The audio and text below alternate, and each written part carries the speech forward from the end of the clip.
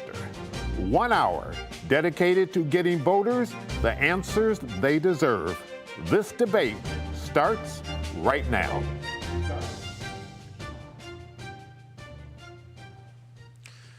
Good evening, I'm Chuck Stokes, and welcome to this live statewide debate from Oakland University at the Oakland Center, the beautiful campus of Oakland University.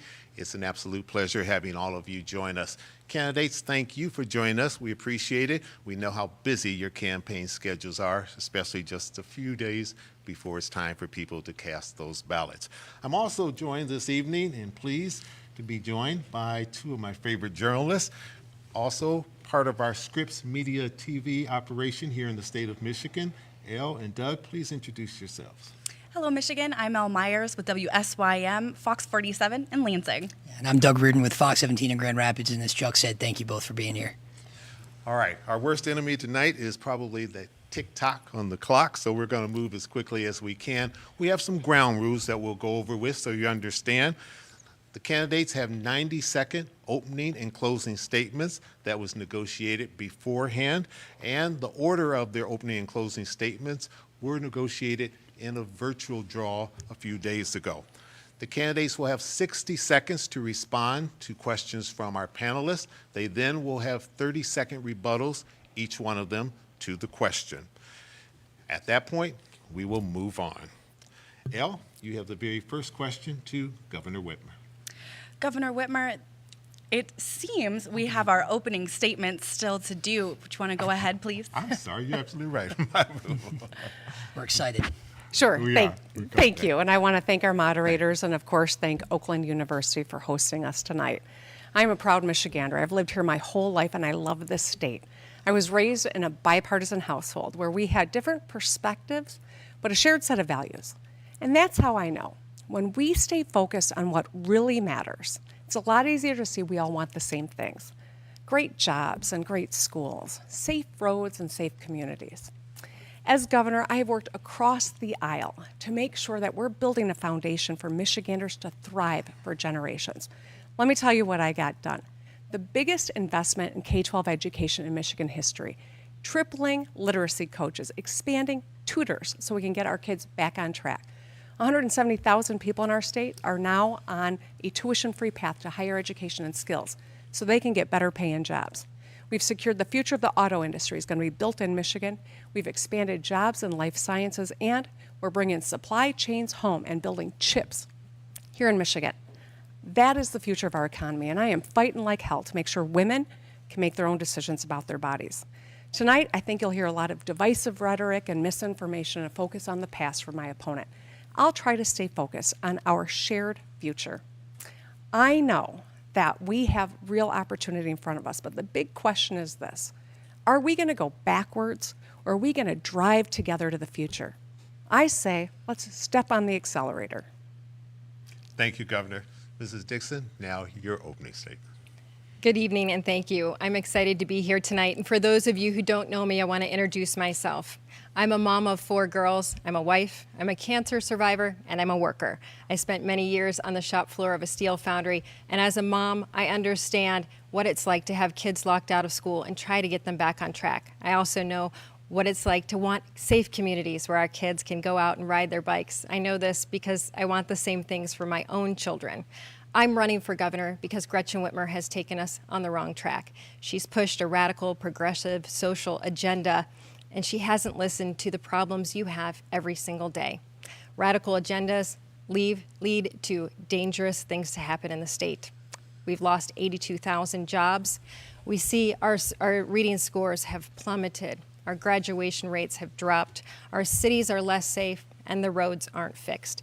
Misplaced priorities, broken promises, and no plan. That's what my opponent has to offer. But tonight, you have another opportunity. We can make a change.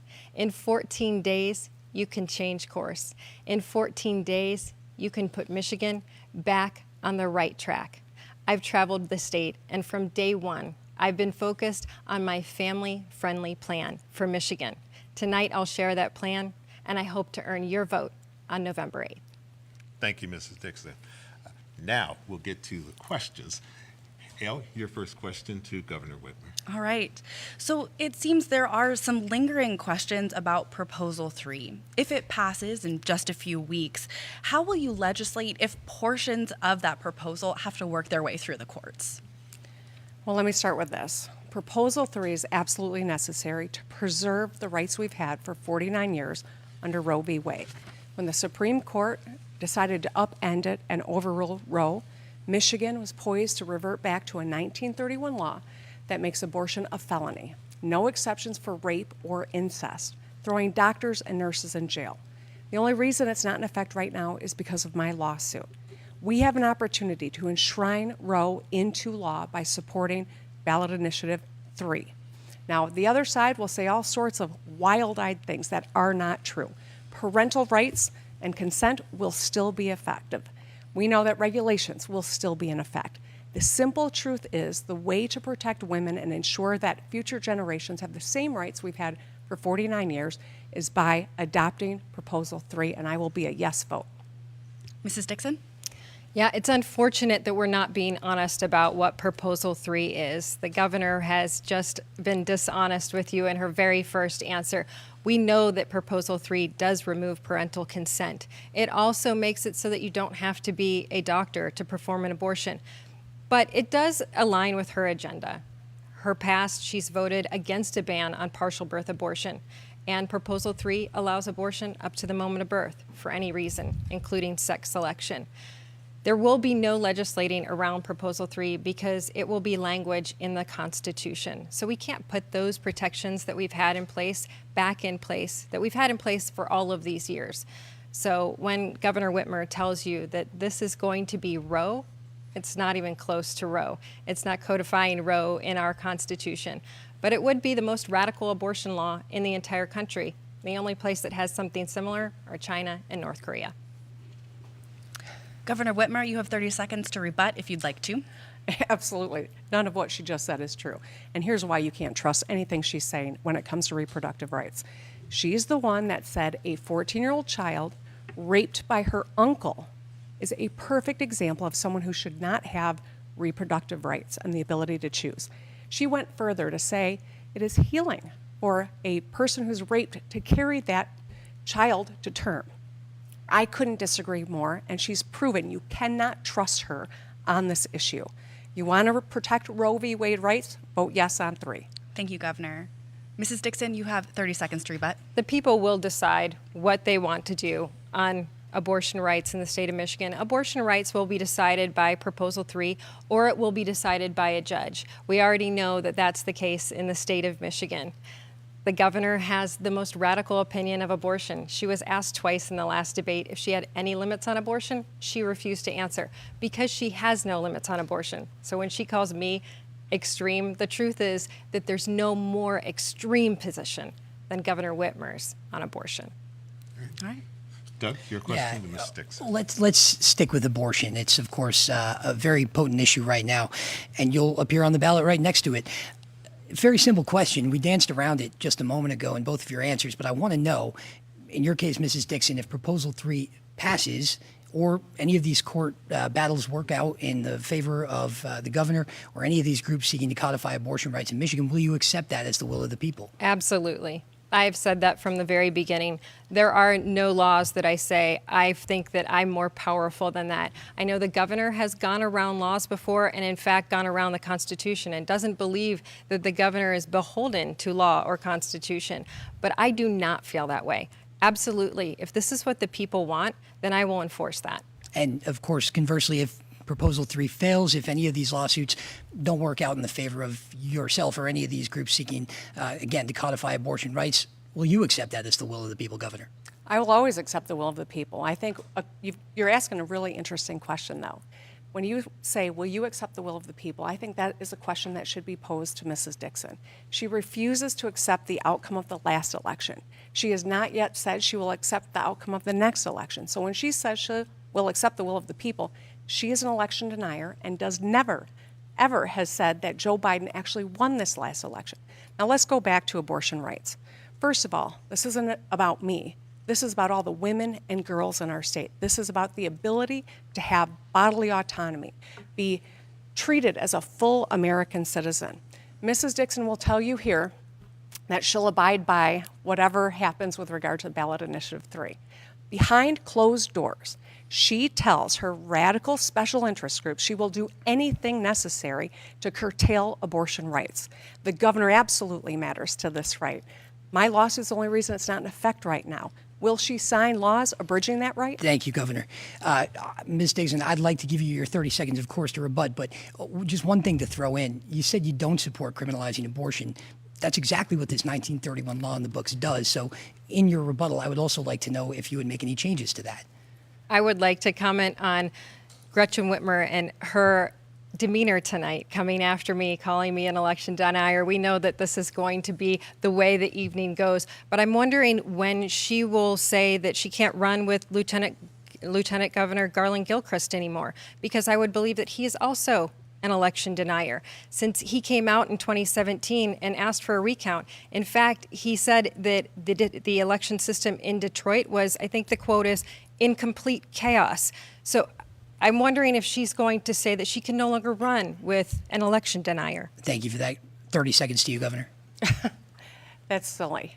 I'm going to stay focused on fighting to make sure that women in the state still have the ability to make our own decisions about our bodies and our futures. Let's be very clear. The right to have reproductive choice is important for women of all ages from all walks of life. We know that women who go through IVF have to sometimes have selective reduction to increase the odds that they take a baby to term. We know that women who have a partial abortion, partial miscarriage, need an abortion. This will impact us all. Thank you, Governor. Chuck has your next question. Thank you. Candidates, we asked over the last week or so Michiganders to send in questions that they would like to ask you themselves. They can't be here, so we're going to be their surrogates, so to speak. Inflation is something that is very much on the mind of Michiganders. Governor, I'll begin with you. This is a question from Mason Spence. The viewer said, with high levels of inflation hurting our pocketbooks, what step would you take with state legislators to help relieve the weight of inflation for Michiganders? And I want to add to that, is this a sign from an average citizen that the Whitmer-Biden economic plan has failed? So let's talk about inflation. We know that there is global inflation. It is not unique to Michigan. It is not unique to the United States.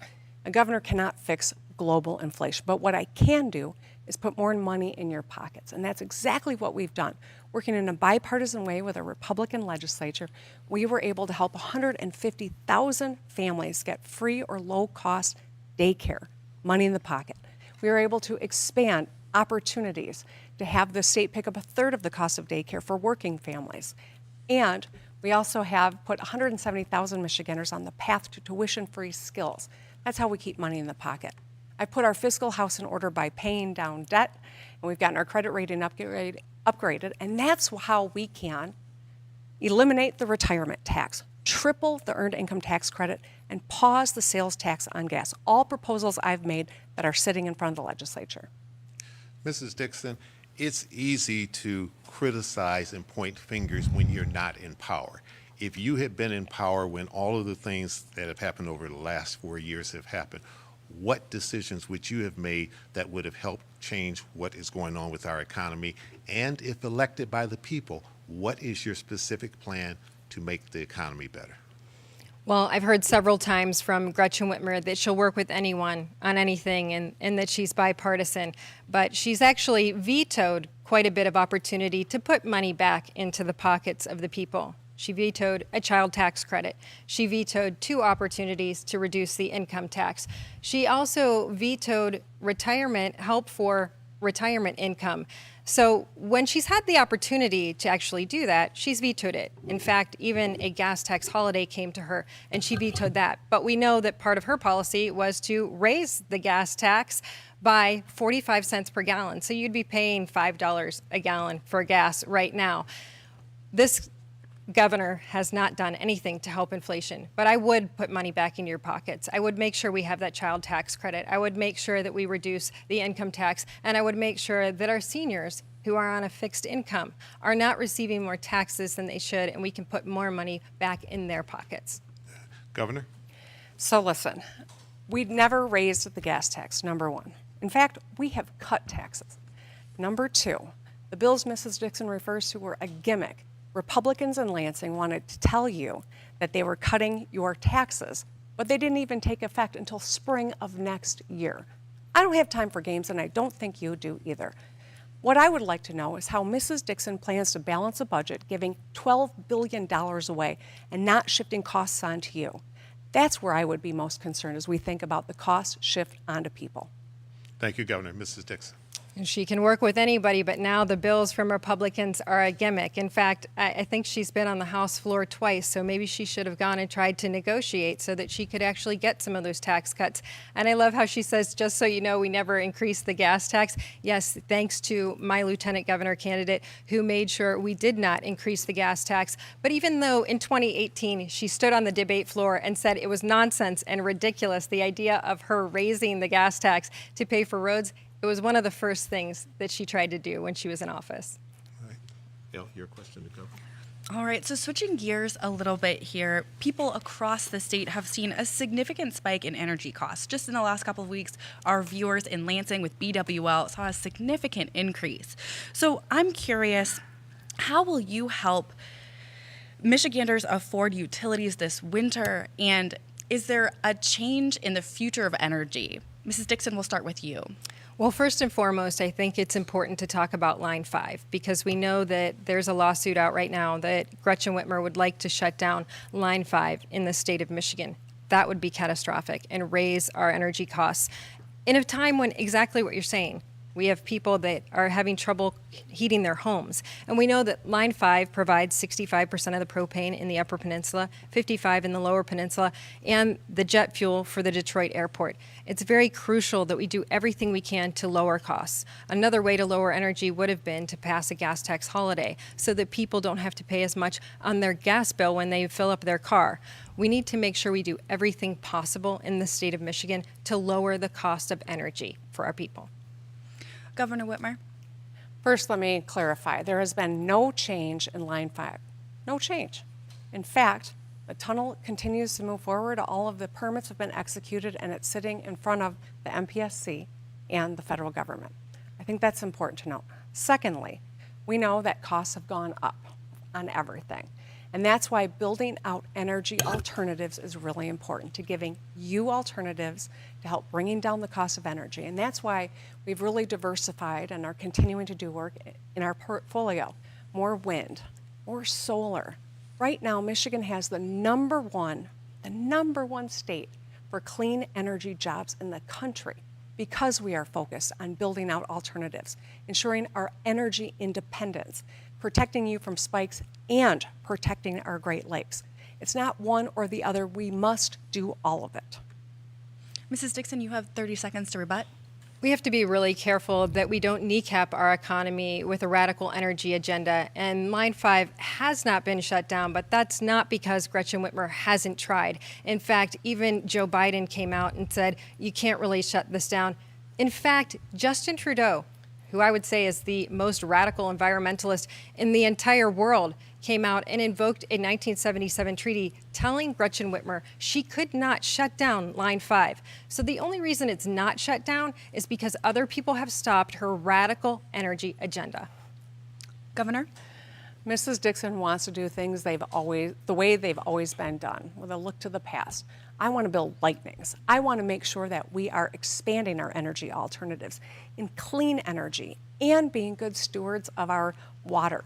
We know that climate change is already having a huge impact, whether it's the tornado in Gaylord or the flooding in Midland.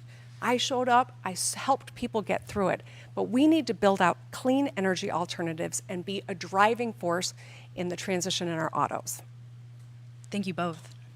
So shortly after we announced this debate, I heard from one of our viewers in Norton Shores. His name is Greg Tierman, and he had a question about the retirement tax, which, of course, I think a lot of people do. Greg gets his income from an IRA and a 401k that he and his employers contributed to over the years. Governor, entering your first term, you promised to repeal the retirement tax. So, of course, Greg wants to know if you still plan to do that with a potential second term. But he takes it farther. He says that your plan repeals only pensions. Your repeal, your proposed repeal would cover only pensions. But again, Greg gets his retirement from a 401k. So would it cover all retirees? Would that tax break cover all retirees? What can we tell Greg? So, Greg, when I was in the legislature, the Republican governor and Republican legislature pushed through the retirement tax. They started taxing people who worked for a living, played by the rules, set aside money, and now are living on fixed incomes. And I said it was wrong then, and it is still wrong. I am trying to repeal the retirement tax. The thing standing in my way is the Republican legislature in Lansing. I have done a lot of work with them, but they are standing in the way of us repealing this. I want to give you relief. You played by the rules. You should be able to reap the rewards of the work that you did over a lifetime and not have this new tax when you're on fixed incomes. So absolutely, I have tried to get the retirement tax repealed, a Republican legislature standing in the way. With a second term and a new legislature, I'm hopeful we can finally get it done. All right. Ms. Dixon, if you're elected, what's your plan for the retirement tax? Well, Greg, first of all, I want to note that your question, your exact question about increasing the exemption for retirement income, that actually did go to the governor's desk, and that was another one of her line item vetoes. She had the opportunity to reduce that. She did stand on the debate stage in 2018 and say that that was one of her top priorities, was to eliminate the retirement tax. But as you noted, that would be for public pensions, not all retirees. So I do want you to be assured that I feel it's very important that we make sure that money goes back into the pockets of all retirees in the state of Michigan, especially as we head into a recession. We're already seeing this massive inflation because of the Biden-Whitmer policies. The recession is right at our doorstep, and I want to make sure that we get as much money back to our retirees as possible. Yeah, thank you, Mrs. Dixon. And before you rebut, Governor, I will remind you that in your second term, you very well could have a GOP legislature. You know, I think we'll have a much more reasonable legislature because we just went through term limits. Redistricting. And I'm hopeful that we will actually get legislators who are representative of the people they serve. But I think it's important to ask a question. Mrs. Dixon has said she will eliminate the retirement tax. How is she going to balance the budget?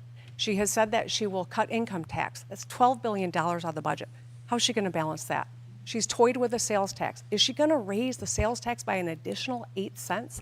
These are questions I think we need answers to. Ms. Dixon? I've talked about repealing the income tax over time, a responsible reduction of the income tax and removing it over an 8 to 10 year period. This is not a radical concept. We have 9 states in the nation that already have no income tax. In fact, not only do they have no income tax, but they are thriving economically. And as you bring more people into the state, you have more revenue as a state. If we could look to the future and balance our budget better, the governor has already put an additional almost $20 billion into the budget in the 4 years That's that your she's time, been Mrs. there. Dixon. Thank you for that answer. Chuck? All right, thank you very much. We have a couple more questions here on another important topic, education, which everyone says that they're very concerned with. This particular question comes from Anna Wolf. She's in Madison Heights. She wants to know, what will you do to help improve the public schools in Michigan? Also, Ellie Rakenstein of Bloomfield Hills, along the same vein, says, how will you as governor change the education system in the state and keep oversight over the state superintendent and the Michigan Department of Education? If you talk with many of the organizations that are concerned about education, Business Leaders for Michigan and others, they will tell you that we are not a top 10 state yet, and that is one of our goals. We just recently saw that for 4th and 8th grade, that the test scores for reading and math have plunged. How will you make us a top 10 state? As you noted, we are not a top 10 state. We're not even close. We're actually a bottom 10 state right now. We just got our test scores back for 4th and 8th graders, and we are really doing horribly in reading and math for 4th and 8th graders. This is something that has been a pillar of my campaign, to bring education back in the state of Michigan. Not only do we want to make sure that parents are involved in education, but we want to make sure that our kids are back on track from the pandemic. Most states that had schools out as long as Michigan, which there are very few, so close to as long as the state of Michigan had students out of school, have had comprehensive tutoring programs go into their schools. The governor has talked about literacy, coaches going into our schools. I haven't found any schools that have literacy coaches yet, but I want to have a comprehensive 25-hour tutoring program for every student across the state to make sure that they get back on track from the years of online learning that they endured under this governor's policies. All right. Governor, you've been in office for 4 years now. Harry Truman said the buck stops at your desk. You've had 4 years to try to fix education in this state. Why is it not where you would want it to go, at least 4 years ago, where you said you wanted it to go? We've also had some historic challenges over the last few years, I think, to put it lightly. You know, Mrs. Dixon says that I kept students out longer than any other state. That's just not true. I worked closely with my Republican and Democratic governors, and kids were out for 3 months. The fact of the matter is, education is what levels the playing field for people, and we've underinvested in it for decades. We got the biggest investment in public education done in a bipartisan way to support teachers, to bring down class sizes, to wrap our kids with supports like mental health supports, tutors, and literacy coaches, making class sizes smaller. This is how we improve outcomes. But it's only been a couple years, and we've had a pandemic to navigate. The reason kids were out of school during the pandemic was because we were working off of knowledge from 1918, when kids died from the last global pandemic. As a mom, all I was thinking about was saving the lives of our kids. Ms. Dixon, you have a rebuttal? Yeah, I'm pretty sure I just heard an audible gasp around town when Gretchen Whitmer said that kids were out of school for 3 months. Perhaps she wasn't paying attention to what was actually happening.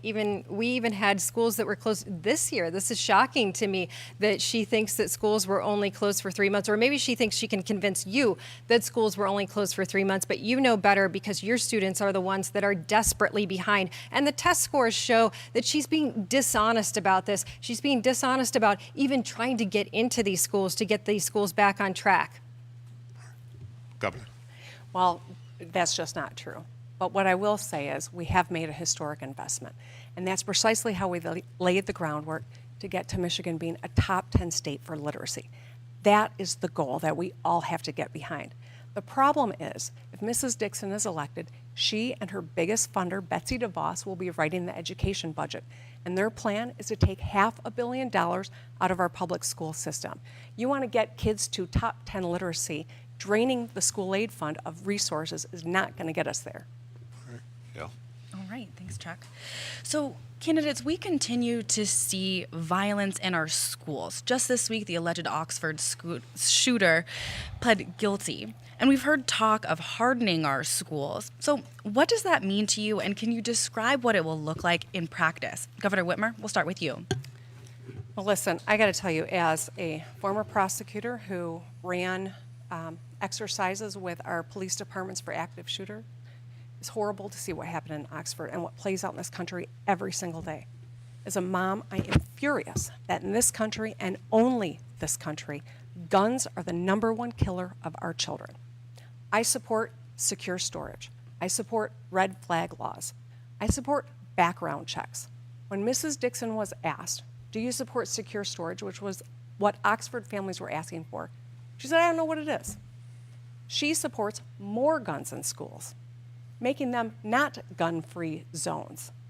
Her plans are downright dangerous. In the same month that the Oxford shooting happened, she posted a picture of herself with a gun and the caption saying, gun control means using both hands. She might think this is a joke, but I think there's nothing funny about it. Thank you, Governor. Mrs. Dixon.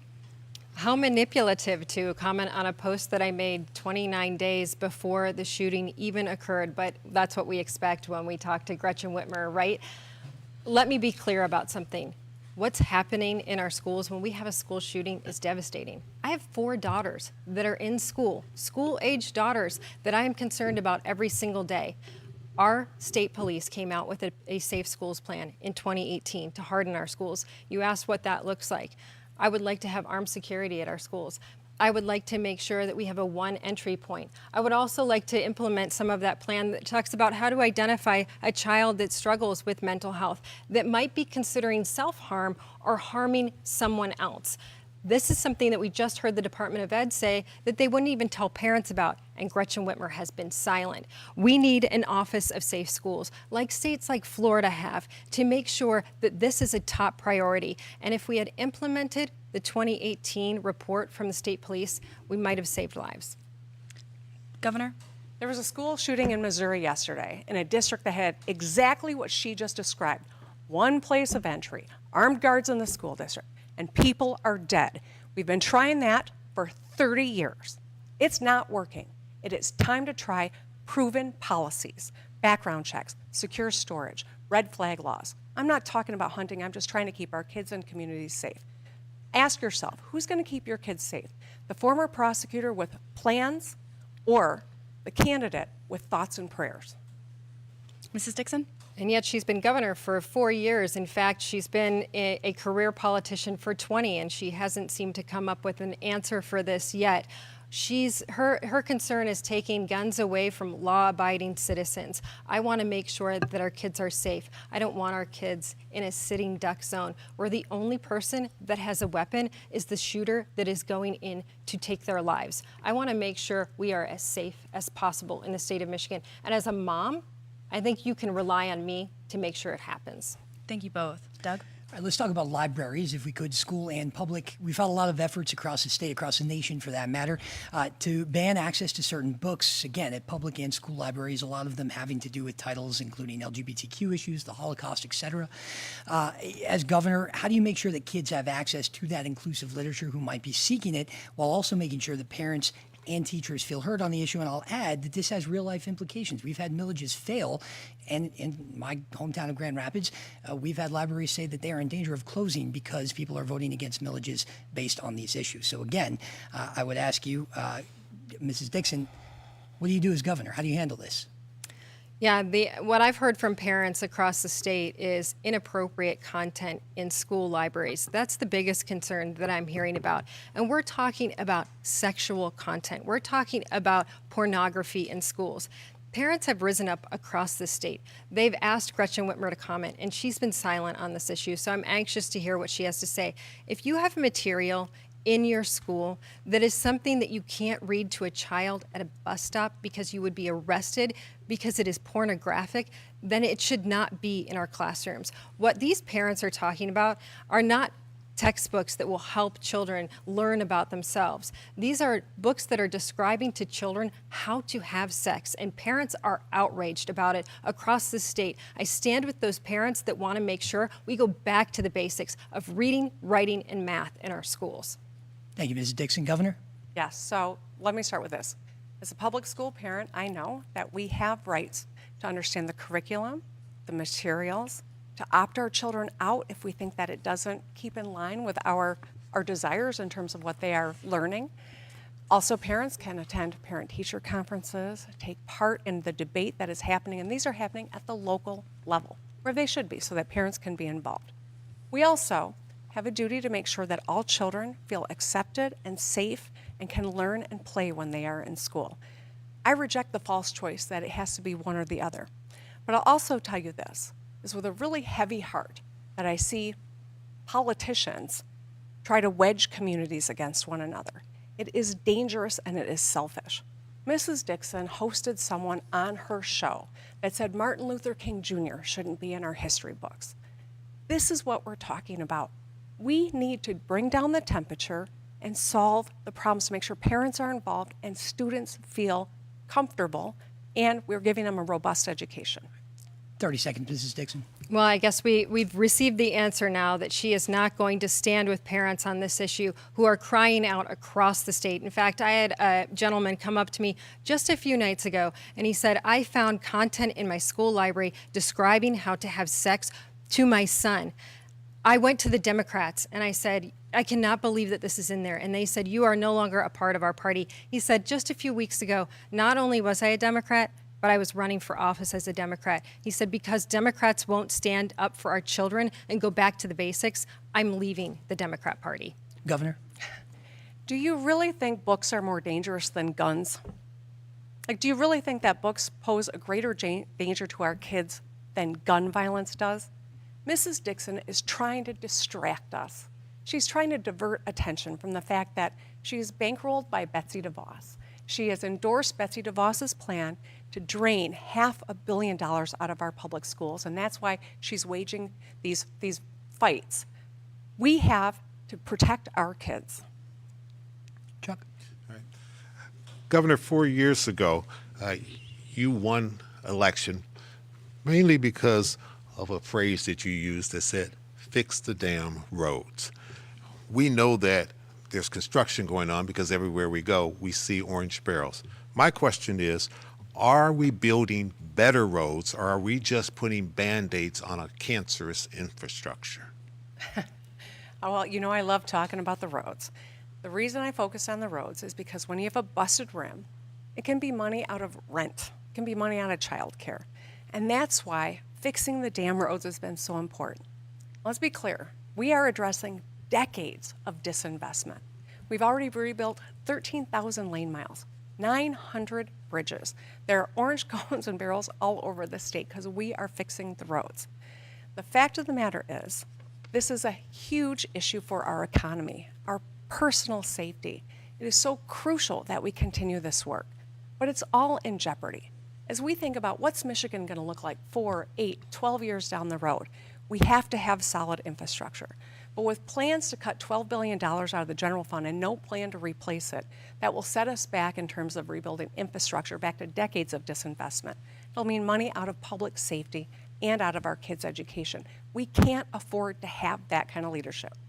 Governor, really very quick follow-up. Yes or no? Are we using better materials? We are. We're using the right mix and materials. And as you can see, when you're driving by, we're taking the roads all the way down to gravel and rebuilding them. They're built to last. It's not just papering over like, unfortunately, has been done for years in the state prior to me taking office. All right. Mrs. Dixon, if elected the next governor of this state, will you continue what we see going on with the construction of our roads, or will you change the process in any way, shape, or form? We will work to make sure that there actually is a plan for the roads. She stood on the debate stage 4 years ago and said she had a plan, but let's remember, there was no plan. The plan was to raise the gas tax by 45 cents a gallon, and you would be paying $5 a gallon for gas right now. That obviously didn't work. And then when she was given road funding by the legislature because she didn't get her gas tax increase, she vetoed it. She had a lot of vetoes at that time, also vetoed autism funding for families. This was a tantrum because she didn't get her road funding. We want to make sure that it is a priority. And think about this. If it were a priority back then when she stood on this debate stage, in the 4 years that the budget increased by nearly $20 billion, you would have thought that she would be able to find road funding in that time to actually fix the roads instead of just throwing a bunch of orange barrels out before the next election. Governor, your rebuttal. So listen, I'm not even going to respond to all of that. I'm going to tell you this. We are going to continue to fix the damn roads, rebuilding this state. What's up next is Miller Road Bridge. What's up next is Mound Road, 696, 275. These are important arteries in this part of the state that you will see work being done. We need to continue this. It doesn't end. Unfortunately, we have to continue to rebuild infrastructure, but we're making headway, and we got to put our foot on the gas. Ms. Dixon. People are wondering when the road from their house to work will be fixed. When will that be a priority? Because it's absolutely true that a broken rim is devastating. I know because I had one this year. In fact, I've had 5 flat tires on these roads. They are a total disaster.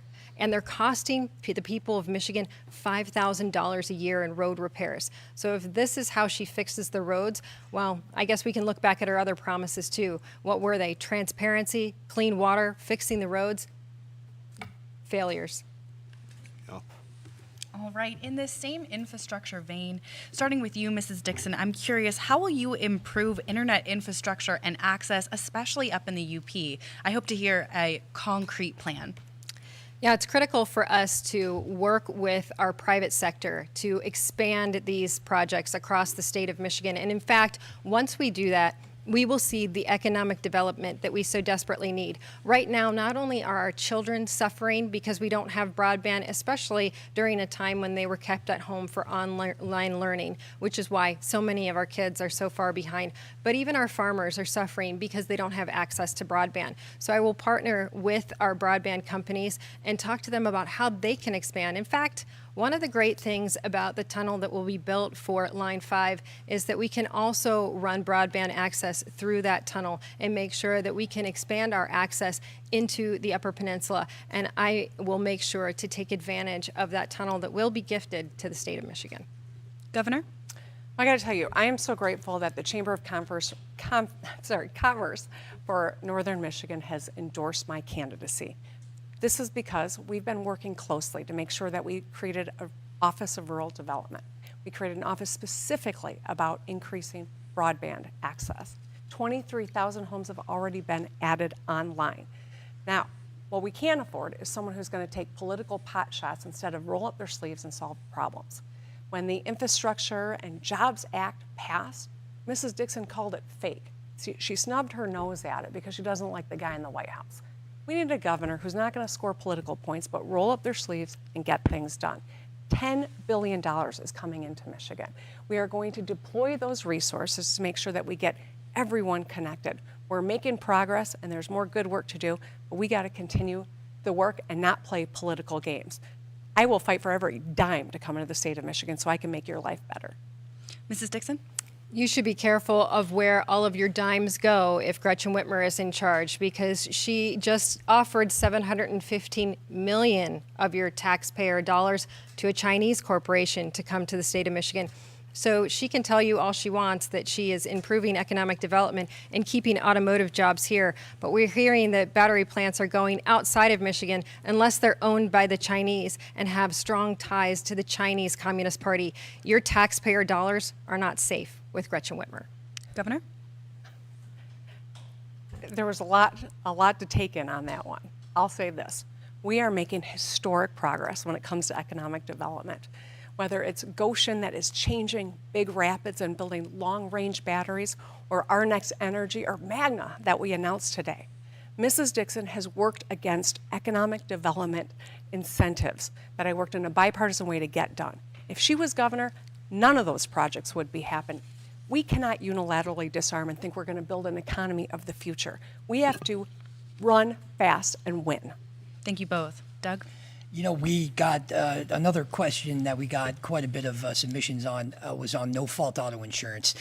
People like Maureen Howell, whose son was involved in a catastrophic crash, wanted to know what exactly would be done to help these 18,000 survivors, Governor. Of course, you know, those benefits were taken away during your administration. So how do we provide access to care for these folks? So let me start with this. Michigan has had historically the highest insurance rates in the country. I worked with the Republicans in the legislature to give Michigan residents some choices, give consumers the ability to pick what level of insurance they want, like happens in other states. Now, people can make that choice, and we've seen rates come down, and we also know that this has helped drivers drive insured, where people weren't buying the insurance previously. There also is a group of people who have been injured, especially those pre this law, who we need to ensure get the care they contracted for at the rate so that they can actually get those services. There's been a lawsuit. We know that this case is still in front of the court, but I've been trying to reach out to the legislature to help make sure that we address those rates and ensure that rates are being paid on time. And Mrs. Dixon, if you are elected, these folks would be looking to you for this help. What would you do? I agree that we had insurance rates that were way too high, and that we had people in Detroit that couldn't even get insurance for their car, and they were paying thousands of dollars just to drive every month. That was devastating. Sometimes legislation has unintended consequences. We've seen that with this legislation. In fact, the governor knew that there was going to be a lawsuit when she decided to give away the catastrophic injury fund and give $400 checks back to everybody in Michigan, even though these people were desperate to find out how they would continue to get care. Now that the lawsuit has gone through, you're going to get a bill for $48 because she gave you those checks just a little too soon. And we have to make sure we take care of those people who had that contract to make sure their lives are the same quality as they were before. Governor? Mrs. Dixon is showing you how ill-prepared she is for this job. The governor doesn't decide for the Michigan Catastrophic Claims Association what the checks are going to be. Mrs. Dixon? I'm glad she admitted that because her commercials are constantly saying that she gave $400 checks back to everyone. So I'm glad she's admitting that those checks didn't come from her and she actually isn't putting money back into the pockets of the Michigan people. Thank you both. Okay. Mrs. Dixon, next question goes to you. I'm going to try to take this in a slightly different direction, and perhaps you might not need rebuttals on this. In the interest of civility, and certainly something that Governor Milligan, the longest serving governor of this state, talked about, I want to ask you to encourage the best and the brightest to enter the field of public service. What can you say positive about your opponent and the political party that she represents? My opponent always talks about her daughters. And as a mom of girls, I think that's so important to come out and encourage your daughters and love your daughters. She has also made sure she's fought for women, and I love that about her. I think that we can continue that tradition and make sure we take care of women and make sure women are protected in the state. It's so important. All right. Governor, same question. I would have said something very similar, actually. I know how hard it is to run for office and to raise kids. And so my hat's off to anyone who's willing to do it. I think moms' voices are important. We obviously have very different perspectives. All moms are not the same. But I appreciate how difficult it is and applaud any woman who is willing to put herself out there, at the same time balance all of the different pressures that we working moms have. All right. Would you like a rebuttal?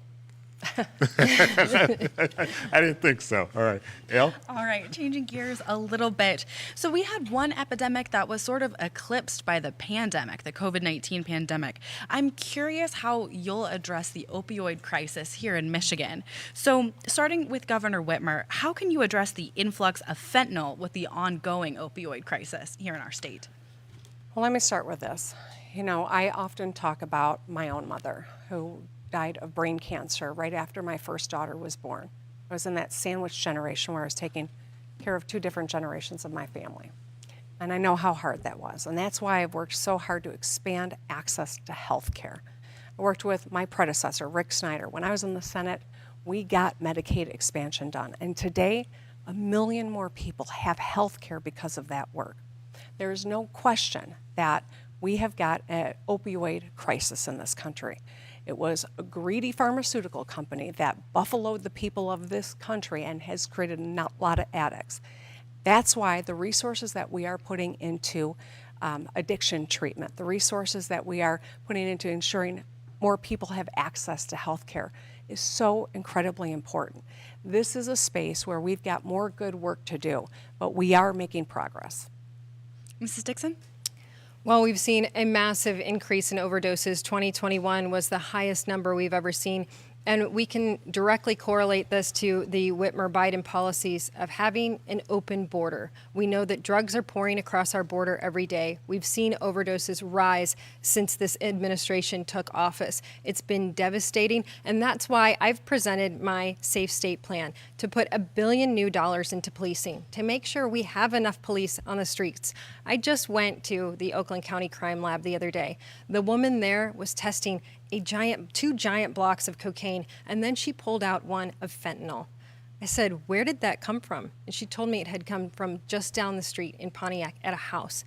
I asked her how many people that fentanyl could kill, and she said millions. If we had more officers on the streets, we could be preventing a lot more overdose deaths. I want to make sure that we have the backs of our cops and we invest in our cops and we make sure they have what they need to fight this horrible scourge on our country.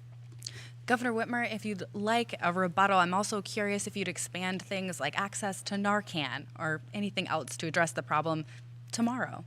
Absolutely. So I think one of the big things that we haven't yet talked about but need to is about crime.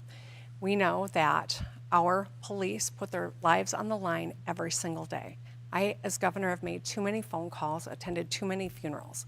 And that's why I have delivered over $1 billion more for law enforcement in Michigan, to recruit, to train, to make sure they've got the wraparound support so that they can do their job. It is a hard job, but this is, I think, one of the most important things that we haven't really yet talked about. Thank you, Governor. Mrs. Dixon, Narcan? Narcan is obviously very important. And we have seen that we have our Walmart pharmacies that distribute it a few times a year, and it's also our police officers have it around the state. But I think it's very important to note that it's not just about going out and having cops on the street. It's also about taking care of our corrections officers and making sure that when someone commits a crime, that we get those drug dealers off the streets and they can't commit more crimes and cause more death in the state of Michigan.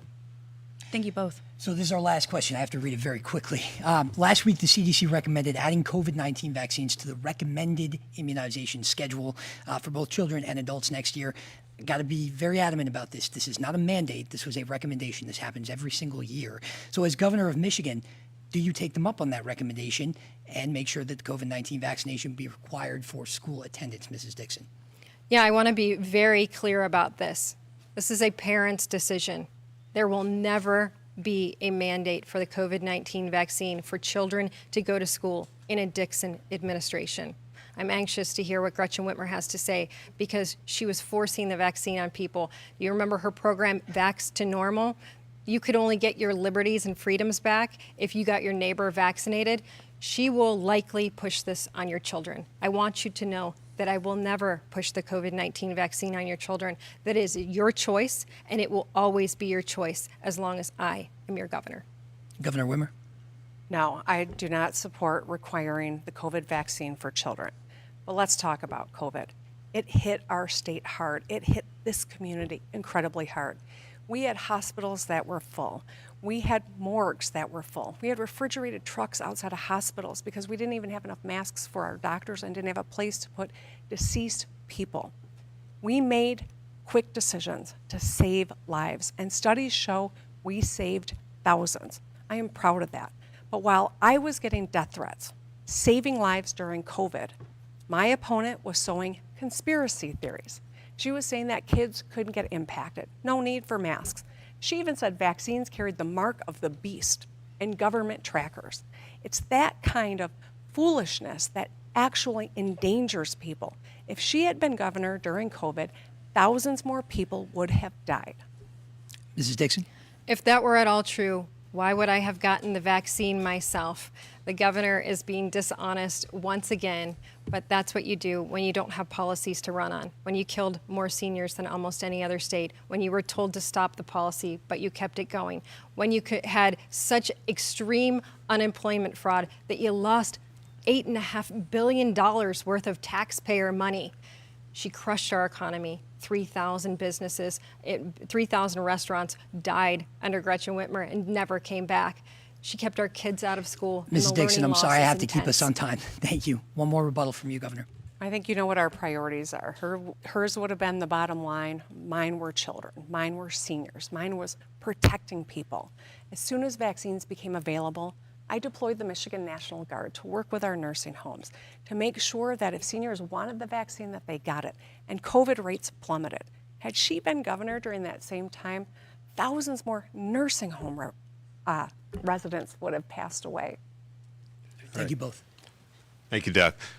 Candidates, it's now time for your closing statements. We promised you beforehand that we would reserve 90 seconds each for you all to be able to do that. According to the agreement and the draw that we had before, Governor Whitmer, you go first, and Mrs. Dixon, you get the final word. Well, that was fast, and thank you for participating. You know, as I think about the next 4 years and our future, I can't help but think of my own kids and all the young people in their generation. They're going to be making decisions about where to build their lives, and I sure hope it's in Michigan. In a second term, I will stay focused on building a Michigan where every person can get a good paying job with a secure retirement, send their kids to great schools with great teachers, know that they're going to be safe in their community, free from discrimination and hate, and make their own decisions about their bodies. This is an important election. My opponent has shown tonight that she's more interested in dividing us, halting our progress, and dragging us backwards. When she's not scripted and on stage, she stokes violence, spreads conspiracy theories. even attacks working women and teachers. You know, we need to come together and solve problems. As governor for 4 more years, I hope to have the opportunity to continue this service, and I will always put your interests first. I want to thank all the Republicans and independents who have supported me. I want to thank all the police organizations and business groups that have endorsed me, and of course, my longtime supporters. I say let's continue to move our state forward, build a brighter future for future generations. This is a great state, and our future is bright. Asking for your vote. Mrs. Dixon, your closing statement. Like many of you, I had children out of school for several years. Like many of you, I had a small business crushed, and like many of you, I lost a loved one. Gretchen Whitmer doesn't want to be defined by her carelessness, her dishonesty, or her hypocrisy during that time. But even if we didn't look at that, we would look at her governorship as a disappointment. Her radical policies have crushed the state. Her choices have been destructive. But don't worry, there is another choice. Michigan, you're not better off 4 years now than you were 4 years ago. In fact, we're in the top 10 for crime in the nation. We're in the bottom 10 for reading and math in the nation. We lost 82,000 jobs, and we lost more small businesses than any other state. Gretchen Whitmer will stand on the stage tonight and tell you that's success. But you've all felt the pain of her failure, and you deserve better. If you choose me as your governor, I will put cops over criminals. I will put parents over politics. I will put students over systems. And I will make sure that we put money back into your pocket and we do a better job with the money that we have. I'll bring back common sense, and I will make sure that we have better schools, more jobs, safer communities, and reliable roads. I want to be your governor, and I want to bring back a family-friendly Michigan. I ask for your vote on November 8th, and I promise to serve you well. God bless you. Governor, Mrs. Dixon, thank you so much for coming in, for engaging in not one, but 2 statewide debates, the last one being today, and facing the voters. This is very important before they go in and make their final decisions on Election Day. We also want to thank our partners at Oakland University for being wonderful hosts here and all that we've put them through. They've been good sport, and we appreciate it. And I want to thank my fellow panelists, Elle and Doug. Thank you so much from Grand Rapids and the city of Lansing in the middle of our state.